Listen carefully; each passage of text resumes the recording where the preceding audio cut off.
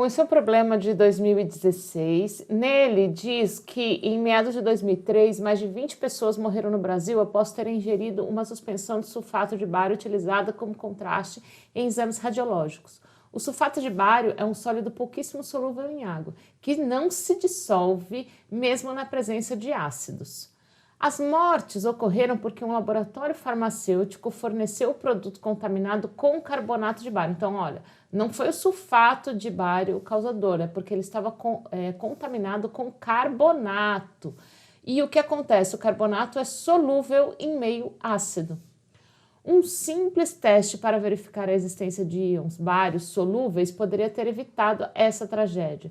Esse teste consiste em tratar a amostra em solução aquosa de HCl e, após filtrar para separar os compostos insolúveis de bário, adiciona-se solução aquosa de H2SO4 sobre o filtrado e observa-se por 30 minutos. Daí a gente vê que esse é o teste feito para evitar a tragédia. Então, se é para evitar, o que causou a tragédia foi o carbonato de bário. Então, esse teste é para perceber se existem alguns compostos solúveis no meio desse sulfato de bário que é insolúvel.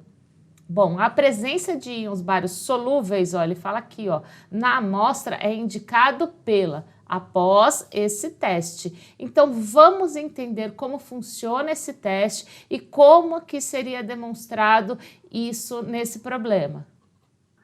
Então, se a gente quer que evite a tragédia, então a gente está pensando no carbonato de bário. Veja que ele não dá a fórmula de nenhuma das substâncias, então você vai precisar lembrar que o carbonato de bário é BaCO3. Por quê? O bário é da família 2A, então, na verdade, o bário tem valência igual a 2+, enquanto o carbonato tem a valência de 2-. Então, aqui ó, é 1 para 1. Então, BaCO3.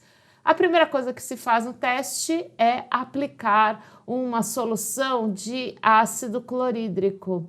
O que acontece quando a gente mistura o carbonato de bário com HCl? Esse ânion aqui, ó, ele vai se juntar com esse cátion. Então, como o bário é Ba2+, e o Cl aqui é Cl-, então aqui, juntando esses dois, então eu vou ter BaCl2. Então, eu preciso de 2 cloros para cada um bário. Por quê? Porque o bário tem valência igual a 2+. Além disso, você tem aqui o carbonato mais o hidrogênio. Isso daqui formaria, como aqui a gente tem H+ e CO3, 2-. Isso daqui formaria o H2CO3, que é o ácido carbônico. Porém, o ácido carbônico, ele é muito instável. Então, ele é facilmente revertido para a água mais o CO2. Então, esse CO2 ele vai embora, ele forma uma efervescência e ele vai embora, ele reage, então vira gás. Então, nesse caso aqui, ele é gasoso. Gente, se liga na dica que eu vou dar então. Para você saber se uma reação de dupla troca ocorre ou não, você tem que ficar ligado em algumas características. Eu vou dar algumas aqui para vocês. Uma delas é saber se tem como produto algo gasoso. Se tiver algo gasoso como produto, isso quer dizer que é uma reação que vai ocorrer.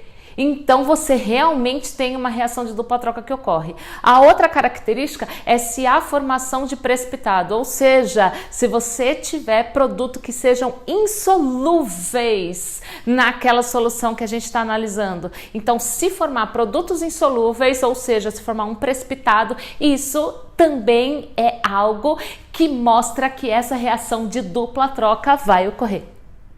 Então, aqui, como tem formação de gás, isso é uma forma de demonstrar que essa reação realmente ocorre. Muito bem, vamos continuar no teste. Ele falou, esse teste consiste em tratar a amostra de HCl e isso daqui, ó, será filtrado, né, após esse tratamento para poder separar os compostos insolúveis em bário. Então, vamos lembrar, eu tenho uma amostra de sulfato e se tivesse esse carbonato aqui, que é o que a gente está fazendo o teste, então, isso daqui, ó, iria formar um sal que a gente chama de sal solúvel, ok? Os cloretos, gente, os cloretos na forma geral são sais solúveis, com exceção do cloreto de prata, do cloreto de mercúrio. Então, se eu tiver um cloreto de prata, um cloreto de mercúrio ou um cloreto de chumbo, significa que nesse caso eles seriam insolúveis.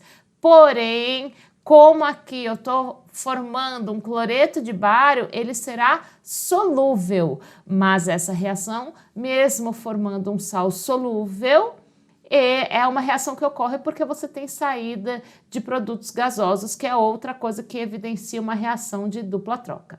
Então, o que era insolúvel fica retido nesse filtro, porque há uma filtração. Após isso, aquilo que era insolúvel, né, aquele que passou, né, aqueles que são solúveis, essa amostra, você adiciona então uma solução aquosa de ácido sulfúrico sobre o filtrado. Então é aquilo que passa, né? Então é aquilo que é solúvel e observa-se por 30 minutos. Então veja, aqui o sal formado é o cloreto de bário. Então, para a gente fazer um teste, seria aqui, ó, o cloreto de bário que foi formado junto com o ácido sulfúrico. Esse seria um próximo teste. Então, fazendo a segunda parte que ele fala desse teste, a gente observa após 30 minutos o quê? Vamos ver o que pode acontecer. Quando eu faço essa reação, o que acontece? Os cátions, né, o cátion do cloreto de bário vai se juntar com o ânion do ácido sulfúrico. Então, aqui, ó, eu vou ter a formação de sulfato de bário, mas aqui, ó, eu tenho a formação de HCl. Aqui vai formar o HCl. Por que que nesse caso forma o HCl e no teste anterior não formou o ácido carbônico? Porque o HCl ele é mais estável e, na verdade, ele é um ácido forte e bem mais estável que o ácido carbônico. Por isso que aqui tem a formação do HCl e no caso anterior não, eu tinha a formação de água mais o CO2.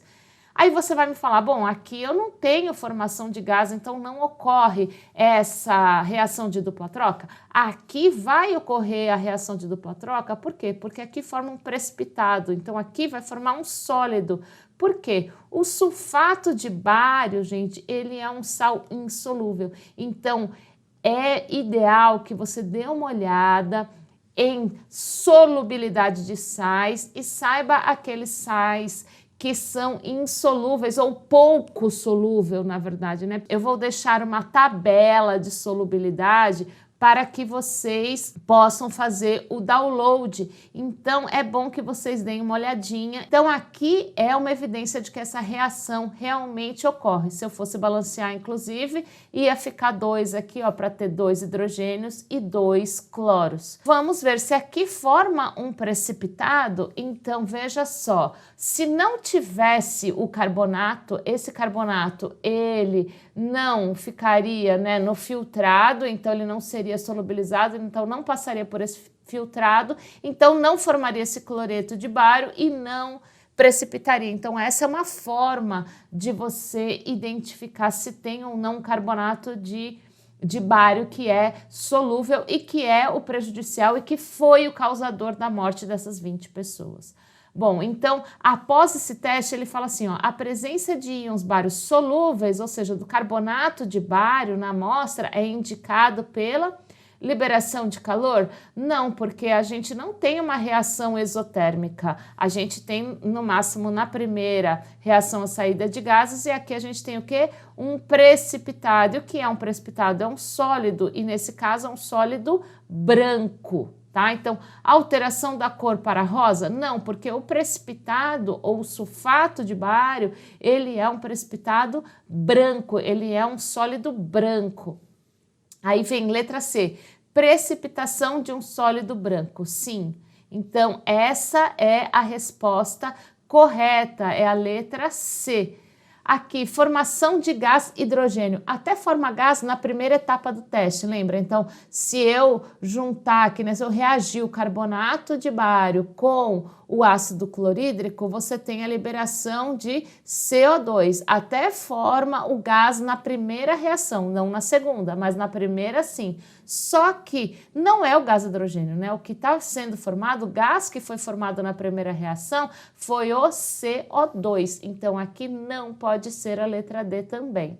E aqui, volatilização do gás cloro, né? Não, a gente não tem, porque na verdade o cloro ele vai reagir com hidrogênio e vai formar o ácido clorídrico. Então, em momento nenhum aqui eu tenho saída do gás cloro ou formação do gás cloro. Então, também não pode ser a letra E.